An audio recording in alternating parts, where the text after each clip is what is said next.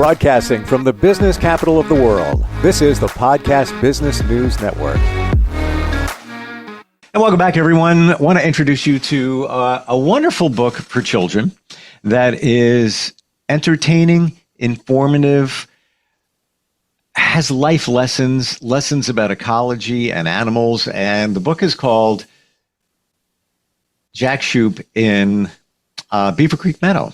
And we've gone through that book. We've talked with the author. He's back here today, and he's been reading us. Hasn't even been published yet.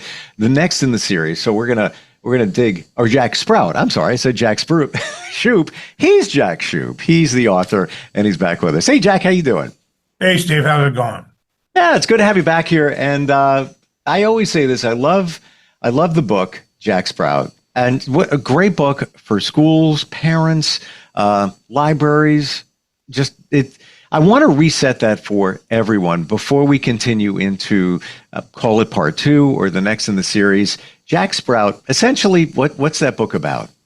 Okay, back in the day, this is a long time ago, back in the 70s, I was selling and delivering sunflower sprouts. It's a new age food to health food stores around the Portland, Oregon area. And as my name's Jack, so as I'd come into the store, people go, "Here comes Jack with these sprouts." And then it became, "Here comes Jack Sprout." So I was Jack Sprout to the store people. So I went home and I thought, wow, that's a great name. I drew a stick figure, and I had an artist friend of mine draw Jack Sprout like you see today on jacksprout.com. So that was the beginning of it. And then it just kind of grew from there. I created a story based on a sprout farmer. And sprout farmer, when you're a farmer, you meet all these people that help you make a farm. So the book is a story of Jack going around and talking to his neighbors, finding out what he needs to do to create a farm that will help them in the environment. So basically, Jack Sprout is a sunflower sprout that teaches the lessons of nature. I love that. And the fact that even back in the 70s, health food is big now. We got Whole Foods, Trader Joe's, et cetera, et cetera, et cetera. Yeah. You were delivering that back in the 70s. I know. It was kind of funny delivering the food to a health food store that they didn't even know what it was. Wow. They didn't know what's a sunflower sprout, what's a buckwheat sprout. They didn't even know what it was. So we were a little ahead of our time in there.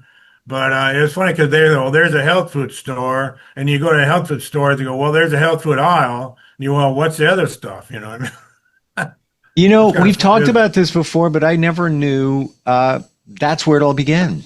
Yeah. I know that, you're located or have been in Kentucky. You're back there now, right? Yeah, I'm in Kentucky. I know we've done some shows from when you've been in Hawaii. You lived there for a lot of years. But I never knew it started with you delivering sunflower sprouts. How funny is that? That was totally organic, totally by happenstance. My dad named me Jack, and if I wouldn't have been Jack, there would be no Jack Sprout because, people are like, "Oh, there's Jack with his sprout. There's Jack Sprout." So I came by it honestly, organically, and I think it's kind of I've been chosen, if you want to put it that way. I've been picked out to get the word out that Dr. Ann Wigmore started when she discovered wheatgrass and the health foods, the live foods. And I'm kind of the one that's, bring it to the mainstream, so to speak, and give it to kids. And I got to give it to them in a fun way. So nature and farming is not really fun. It's exciting, and but I'm trying to make it fun and interesting, something that a kid will want to latch on to Jack Sprout. Well, I find it interesting that this is a part of you, and it turned into a book, and now a second book in progress. Right. So you're very deeply connected with this, but even in our society, many are gravitating toward healthier eating. Let's be honest, our food supply is tainted with pesticides, garbage, processed food, all of that many of us are looking for an alternative. So we're going back to, holistic living, if you will, or at least trying to. And this book has been in the works I think you revealed 40 years. I mean, it was back in the 80s. You were thinking about it. You were working on it. Yeah. Music. You did a music CD for it. You also have a video game as well, computer game. So very much a part of your life. But I think you're in line with what people are thinking today. And then parents, of course, instilling healthier eating and living to their children. So we have Jack Sprout in Beaver Creek Meadow. That gets us into the second book, which hasn't been published, hasn't been even refined, fully edited, all of that you've been sharing with us, which is called A New Look into an Old World.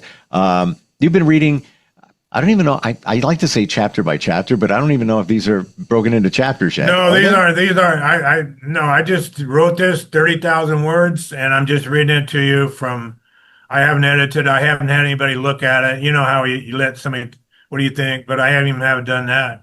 So I'm just reading 5 pages at a time, and we got 5 more left. So hopefully I can get through it before we're done. And yeah, it's pretty raw. But it sounds great. And, the journey that took them from the meadow to the ocean and back to land again. I think this is actually very cool that, it's almost as if we're looking over the shoulder of an author before it's been polished up, but it still sounds fantastic. And where are we going today? Well, thanks for saying that. Well, we're going to go on the inland a little bit, the nature guide lark. Matter of fact, kind of the way I wrote it is the nature guide lark showed up at the cabin cruiser the next morning at sun, gleaned off the calm sea. We were already eating our breakfast. Good morning, mateys. I think we'll just stay out here on the boat today. There's much to learn about nature here at the shoreline. So I write that, and then I go, uh-oh. Now I got to come up with a bunch of stuff to learn at the shoreline. So, I kind of like throw myself out there and I go, oh, now I got to come up with a backstory. So that's kind of how I wrote it. But so there's much to learn about nature here at the shoreline. I'll tell you about the coral, sand, seashells, currents, and wave surges. So much to learn here on the shoreline. Oh, and the undertow currents. You're going to love that one, Jack Sprout. Great, I said. Since you're boat people, said Lark, you know how to treat the coral with respect when you first came to our shore. You stayed back and let your anchor rest in the sand. Coral looks and feels like rock, but they are very much live animals. When coral are babies, they float around until they find a shallow beach to attach to. They begin to grow and create a colony of strong coral that's called a reef. The coral reef does many great things. It feeds fish swimming by and creates holes and places for small sea creatures to make their homes. Most importantly, it holds down the sand so waves coming ashore doesn't drag too much sand back out to sea. Sometimes the coral gets sick and even die. That's a terrible thing to happen. When we found out about the sickness, we tried to discover the cause. Come to find out, everything good or bad flows downhill. It either comes down in a stream or filters to the soil. Sometimes poisons, gases, algae, or minerals seep into the streams from up in the mountains or the meadow. All these poisons flow down to the water's edge and onto the coral. We're letting the coral get sick. As soon as we found that out, we made lots of changes. We put in bamboo filters and created drain ponds to let the poison dry out and evaporate. We composted rotten fruit. We were careful on what we burned up and put up signs to educate everyone. Today, our coral is healthy and spreading to protect our shoreline. When we protect the coral protects us. I love how nature works, don't you? We sure do, we said. We knew about coral, but didn't know about the reefs and their importance. When we get back, we'll spread the word to Oliver Otter. We're sure he'll help and start some programs to help protect the coral. We'll make sure the farmers in Beaver Creek Meadow will not put anything on their soil that may sift through and flow out to the sea. I hope we get back in time. Good. Now, how about currents? Asked Lark. What do you know about currents? I see them all the time when I'm out at sea, said Captain Barry. They look like shiny roads going through the waters. If I see one going my way, I get on it and get a free ride. That's right, said Lark. Currents go all the way around the planet. There are a few different currents. Some are caused by wind and waves. Some are caused by the planet spinning or temperature of the water. However they're formed, they can be fun to watch and ride. They help carry fish, other sea life, seaweeds, driftwood, and your boats around the planet. Just like the wind currents take birds around the planet when they need to migrate to other lands. Unfortunately, not all currents are good ones. We have what we call rip currents. Some waves pile up on the beach and have to get back out, so they create their own path back. It causes a strong rip current that pulls who or whatever is in it out to sea, sometimes never to be heard from again. I got a plan today that will show you how they work. You want to let all of Otter and all of Beaver Creek Meadow know about rip currents. That's a great idea, I said. Tell us about your plan, Lark. I brought a 100-yard long reed rope that I use when adventurers come to visit. I tie the rope around their waist and shoulders. Then we toss them into the rip current. They get sucked out to sea so they can feel the power of the current and learn for themselves. We follow them in our cruisers. They're sure to be good rip current teachers after that. Here you go, Jack Spout. Let's get you in your harness. Oh, no.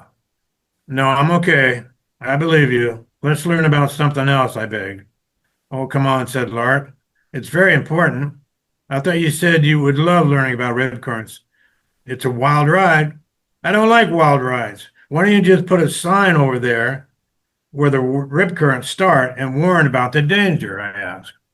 We do have a sign. Of course we have signs. We warn of danger all over nature here at the center.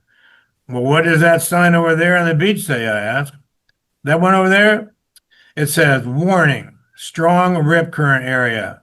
33 swimmers have been lost out to 33 swimmers have been lost out of the sea in the last 10 years from this spot, never to be heard from again. There was a loud thud, and Lark turned around. What's wrong with him? Asked Lark. He fainted, said Captain Barry. You're scaring him.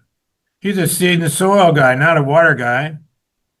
We better let him rest for a while, suggested Lark. I brought a couple of bamboo reeds to breathe through while we're snorkeling. Here, let's go take a look underwater. We can check your anchor and say hello to all the silly-looking creatures. I'll just stand here and bend down over my long, super long legs. But you'll have to sink a bit. We'll talk when we get back to the boat. Captain Barry grabbed a bamboo reed and went overboard to snorkel. Wow, he exclaimed. But of course, underwater, he also swallowed a big bear mouth full of seawater. He shot up to the surface, coughing and spitting out water while shaking his head. What's the matter with you? Asked Laura. You never told me that there's a whole nother world under there, exclaimed Captain Barry. Well, there is, so go check it out, said Lark. Captain Barry went back down and was amazed at all the life underwater. Of course, the coral was on the bottom, so he would be sure to bear paddle and stay above it.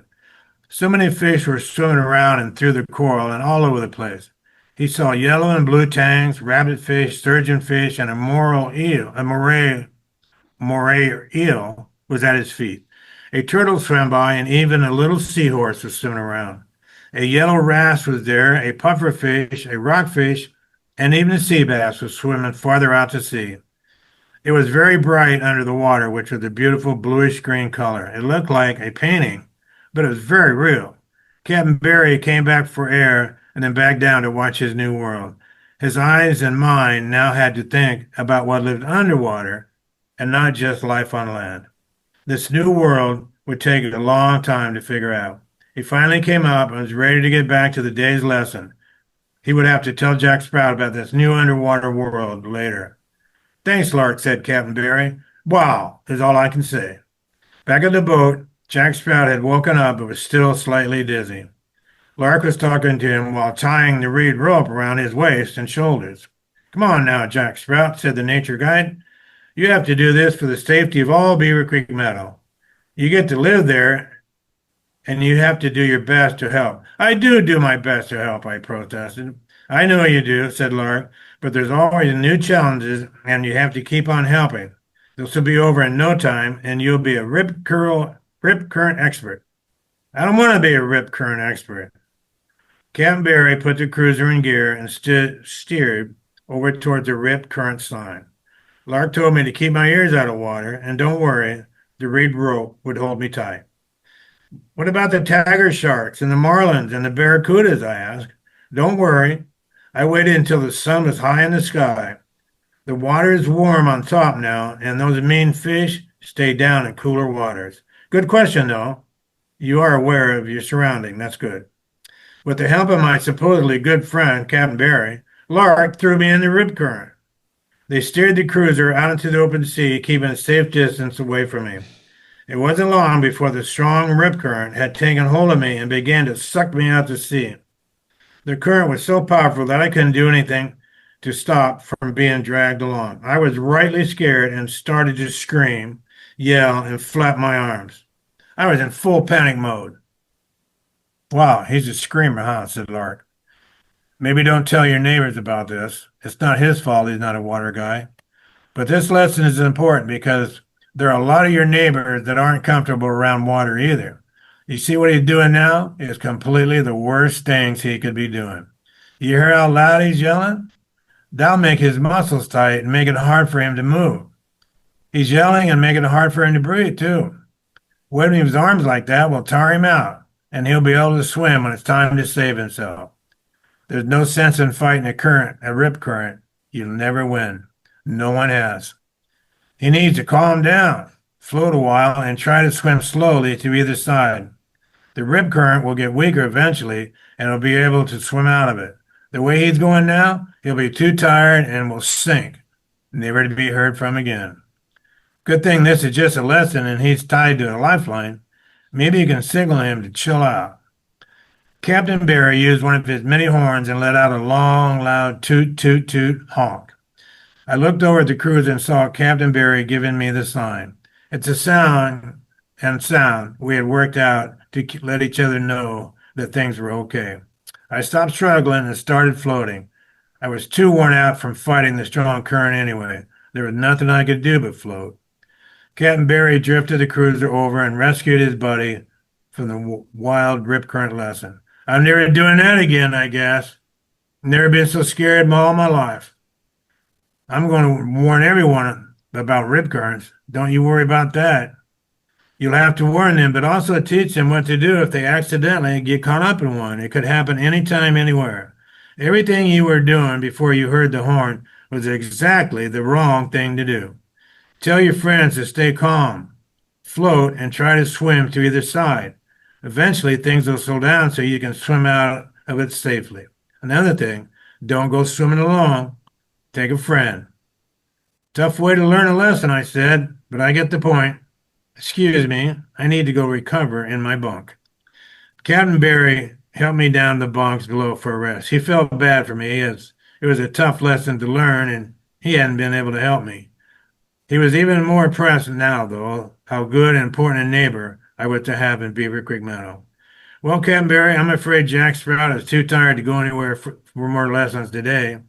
We might as well stay on board and learn from the sun, the moon, and the stars in the sky. You probably know much about I do. I know the sun is mostly a burning ball of hot gases, hydrogen and helium, said Lark. We have those gases here at the center. Maybe we're related to the sun somehow. I know we need the sun for about everything, heat, and for the photosynthesis to turn our plants green with food and light to find our way around. Couldn't imagine life without the sun. We needed it, but I'm not sure if the sun needs our planet. Oh well, we'll keep on spinning and keep on learning. I don't know much about the sun, said Captain Barry. I use it to tell the time of day and find north and south. I like this time of the day when it's ready to set over the sea. Just as the sun sets, it picks through the water and shines a bright green light. We call it a green flash. It doesn't happen every day. The conditions have to be just right. It's too cloudy to see it today. It's a thrill to see, though. One of the beautiful beauties of nature. The moon and stars are what we boat captains and sailors use to steer by, started Captain Barry. The moon gives us light at night. The different phases of the moon tells us what time of season and month it is and what times the waves will be coming. We already know that a compass doesn't work this close to the center of the universe. Stars travel across the night sky from east to west. We always have to find the North Star. You can't be out on the open sea without knowing which way is north. To find the North Star, or some call it Polaris, we just find the Big Dipper. Follow the line from the end, away from the handle, straight up. There it is on the handle of the Little Dipper. Nature made it easy to find the most important star for navigation. Thank goodness for the Big Dipper. I woke up and heard talking on the deck. I came up to find a couple star watchers. I said, "Hi, how's the stars tonight?" "How was your nap?" asked the captain. "I was passed out cold," I said. "Being scared out of your mind must make you tired." "Is it nighttime already? Did you see the green flash?" "It was too cloudy," said Lark. "The winds have switched on shore and we're ready for nighttime. The night owls will be coming out pretty soon, so I think I'll head over to shore to my nest. What do you want to learn about tomorrow?" "How about some soil and seed and plant stuff?" I suggested. "Something I may know about." "Sure thing," said Lark. We grow plants for eating, for beauty, for building our homes, making canoes, and to compost to grow even more plants. We grow in the desert, on the prairies, hillsides, plains, and even in water. Each area has the different types of soil made from different sources. "So long and sleep tight," said the nature guide. The next morning, Lark was on the shoreline blowing his conch seashell to wake up the nature adventurers from Beaver Creek Meadow. "That's a fun way to wake up," I told Captain Barry. "Let's go ashore and see what lessons our guides have for us today." "Good morning, Lark," we said. "That's a great wake-up call you have." "Thanks. I've had this conch shell my whole life. It was on the shore when I was hatched. I even used it to sleep in when I was just a fledgling. As you can imagine, I have many different calls I can make. I can be heard for miles if I want. I told you last night about all the different places we grow plants. I'll tell you about some, but today we'll go into the valley where the best soil is found. The desert is very hot, so only a few hardy plants grow there. Sand is great, though, for holding roots to help the plants grow. We love our Joshua trees that grow there and barrel cactus flowers, but there's not much in the sand that plants can use for food. Most of the plants grown there are eaten by desert creatures, and not much is shared around the center. Of course, everything grows on the prairie. Most of that soil has been put there by flooding rivers that spread soil around. Trees don't like it too much because it's too windy, but everything else grows well. Then we have the swampy areas between the sandy shore and the prairie where water drains down from the mountains. There's so much water that a lot of helpful minerals are washed out of the soil and into the swamp. Rice grows well in the swamp and also some root crops. Taro grows well there, and rice and taro are shared all over our center. Hey, Jack, I don't want to say we were out of time because like I'm getting visuals. The way you write, it's just picturesque. Yeah, it is. It's pretty detailed. Yeah, I tell you, but so many lessons involved there, right down to talking about coral. Many people don't realize that it's something that is living, and if you break off a piece, you're killing it. And right down to the tropical fish, the yellow and the blue tang. Just good stuff. Like there's lessons. There's a lesson in every paragraph of that book, and the same thing with Beaver Creek Meadow. Want to tell everybody jacksprout.com, where you can learn more about the first book and everything you've got going on, and also you're also entertaining. If somebody wants to license Jack Sprout for whatever use, you're available. Yeah, like you said, it's very detailed, and there's a lot that can happen. It can be. I'm looking for a company that wants to use Jack Sprout as their logo. That's that's straight out the truth. You can find my book on Amazon or jacksprout.com. But if I can find a company that has a product or wants to hit to the children's market, like you just said, I think Jack Sprout would be a great logo for them, a great, like a mascot for them. But there is a lot of lessons, and maybe there's too many lessons for children. I'm meeting with the lady on Thursday. Maybe we're going to try to do a coloring book. Oh, you know what? That's what a great idea. And adult coloring books are huge right now as well. Oh, is that right? Wow, oh, my gosh. It's been a couple of years now where that is like, even knitting has come back as a way to just relieve stress, but adult coloring books. I could see this. And just say, because you say adult doesn't mean kids can't color as well in the same book. Yeah, I was wondering what age group to aim this at, because I want to sneak all this information in there, and of course there's going to be a lot of sunflowers, and there'll be there will be monarch butterflies with milkweed, and all this stuff in there. You know what? It's on my radar. I know some people have done it. Google Cozy and Comfy or Comfy and Cozy coloring books. There's a line of them, and different authors write their books under that umbrella. Certainly can see that there. I don't know why I never even thought of that. What a great idea. Cozy. Thank you. Cozy and Comfy. Yeah, pretty sure that's it. And it's a whole line of books. You'll see them. I know even somebody that lives in Hawaii and was inspired and just released a coloring book about characters in Hawaii and Polynesian culture and all of that. But it's for anybody. It could be adults and kids. JackSprout.com is the website. Jack, thank you again for sharing. You can email me at jack@jacksprout.com. Let's hook up and do something. Awesome. All right, we'll talk next time. Appreciate it. Thank you.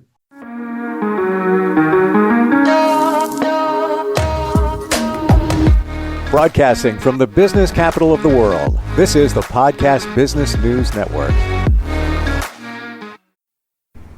Okay, Simon, what are you wearing right now? Nothing. That's right. And what do people normally wear? Clothes. Exactly. So now Mommy's going to teach you how to dress yourself. Clothes keep us warm, they look good, and if we go out without them, the neighbors will talk. So it's important to know how to get dressed. Here's how it's done. Underwear always comes first, name tag at the back, then pants, then shirt. Get the first button in the right hole, or you have to start all over. If you're wearing a tie, it goes over, round, through, and pull tight. Tuck your shirt into your pants and zip up your fly. Socks going first, then shoes right on right, left on left. With shoelaces, just take the ends, cross them over, switch the loops. The rabbit goes down the hole, pull tight, and you're left with bunny ears. I love bunnies. Good to know. Now remember, spots don't go with stripes, socks don't go with sandals, and if you've tucked in your shirt, wear a belt. Got it? Why are your pants on your head? Most parenting is hard to do in just 2 minutes. But spending just 2 minutes twice a day making sure they brush their teeth is easier and could help save them from a lifetime of tooth pain. For fun 2-minute videos to watch while brushing, visit 2min2x.org. That's 2min2x.org.